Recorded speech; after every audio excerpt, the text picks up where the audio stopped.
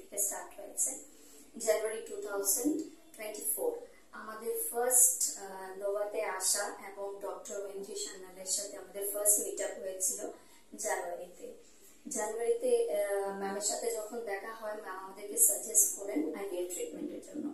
তো সুন আমরা এপ্রিল মান্থে আমাদের যে ট্রিটমেন্টটা স্টার্ট হয় এবং এপ্রিল থেকে আমাদের ফার্টিলিটি ট্রিটমেন্ট স্টার্ট হয়ে মে তে আমার ট্রান্সফার হয় এবং জুনের ফার্স্ট উইক, এটা কি বলবো আমি, একটা মিরাকলি যে I got the news that I have conceived. আমার যে সিচুয়েশনটা ছিল বা যে কন্ডিশনটা ছিল সেটা ভীষণই ক্রিটিক্যাল ছিল। আমি একটা অ্যাটেম্প্ট নিয়েছিলাম আইভিএফ এর, বাট ইট ওয়াজ আনসাকসেসফুল।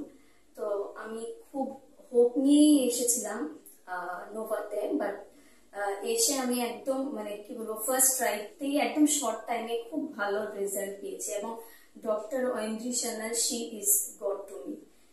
উনি যেভাবে আমাকে গাইড করেছেন পুরো জার্নিটায়, শুধু আমার কনসেপশন নয়, তারপরও যে জার্নিটা চলছিল, she is a very friendly doctor.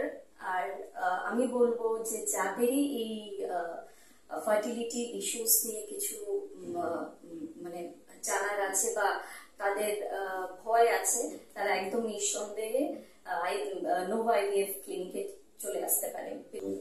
Actually আমাদের জার্নিটা এত ক্রিটিক্যাল ছিল, সেই জার্নিতে মানে আমরাও ভাবতে পারছিলাম যে আমরা কি করবো, হয়তো পজিটিভ আসতে পারে, পজিটিভ নাও আসতে পারে, কি জানি না।